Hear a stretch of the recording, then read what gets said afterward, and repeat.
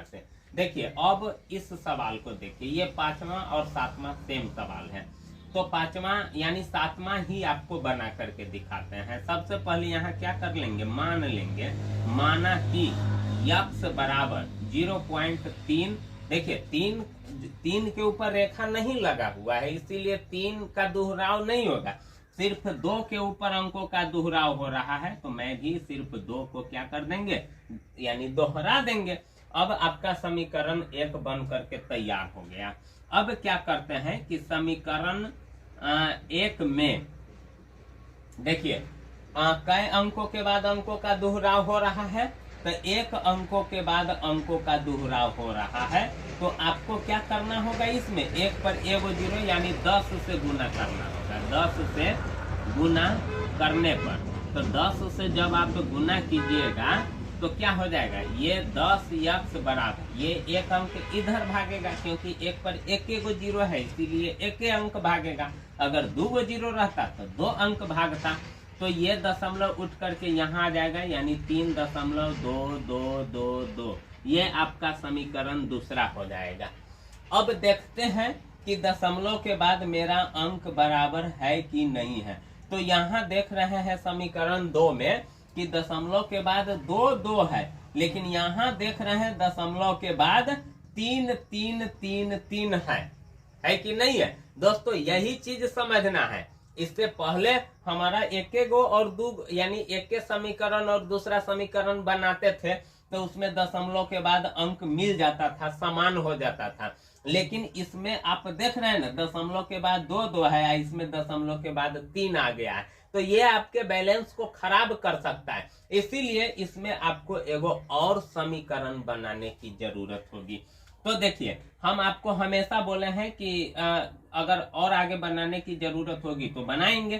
तो चलिए यहाँ क्या करते हैं कि अब देखिए कई गो अंक का दोहराव हो रहा है, दूसरा समीकरण को ठीक आइए। अब आपका पहला हो गया खत्म, अब दूसरा का समीकरण को ठीक आइए।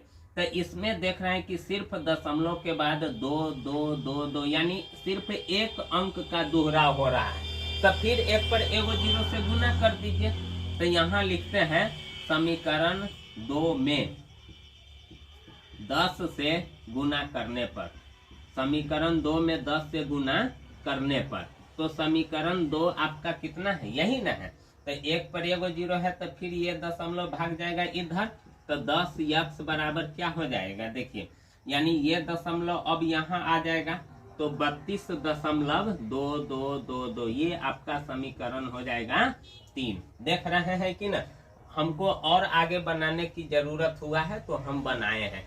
क्यों हम बनाए हैं, क्योंकि यहाँ दशमलव के बाद 3 आया था और यहाँ दशमलव के बाद 2 आ गया है, समान अंक नहीं हो रहा था, इसीलिए हमको एगो और समीकरण बनाने की जरूरत हुआ है। और जब तीसरा समीकरण बना है तो उसमें हम कितना से गुना किए हैं, तो हम पहला दूसरा समीकरण में देखे हैं कि कई गो अंकों का दोहराव हो रहा है। तो यहाँ देखे हैं सिर्फ 1 अंकों का दोहराव हो रहा है, तो मैंने 1 पर 1 0 से गुना कर दिया हूँ।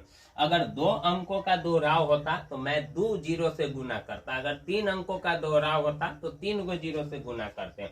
अब देखिए यहाँ भी दशमलव के बाद 2 है और यहाँ भी दशमलव के बाद 2 है, तो अब 3 में से 2 को घटाएंगे। यहाँ लिखेंगे समीकरण 3 में से 2 को घटाने पर, मैं अभी आपको ही बोला हूं कि लास्ट में से सेकेंड लास्ट को घटाइएगा। तो लास्ट समीकरण 3 है और सेकेंड लास्ट मेरा 2 है। तो अब चलिए इसको घटाते हैं, यहाँ घटाते हैं। 10x बराबर क्या हो जाएगा, 32.22 हो जाएगा, नहीं हो जाएगा। चलिए और दूसरा समीकरण आपका कितना है, नहीं सॉरी, यहाँ देखिए जब ये 10 से इसमें गुना कीजिएगा तो ये 10 दाही का 100 हो जाएगा, गड़बड़ा जाता आज, और यहाँ भाग जाएगा दशमलव, तो ये आपका 100x होगा। और दूसरा समीकरण है 10x बराबर क्या हो जाएगा, 3.22, क्योंकि दशमलव के सामने दशमलव रखते हैं, घटाइए तो क्या हो जाएगा, इधर तो खाली 0 0 होगा और 12 में से 3 जाएगा तो 9, ये आपका 2 हो जाएगा, और 100 में से 10 जाएगा तो 90x होगा। सीधा बात है, 90x बराबर कितना हो जाएगा, 29। अब x बराबर क्या हो जाएगा, 29/4 90। देख रहे हैं ना दोस्तों। तो इस प्रकार से आपका ये 7वां सवाल, दोनों सवाल मैं जो अभी बताया हूँ, यानी 7 अभी मैं बना करके दिखाया हूँ और 5वां वैसा ही है आपका। तो इस प्रकार से आप दोस्तों बना लीजिए।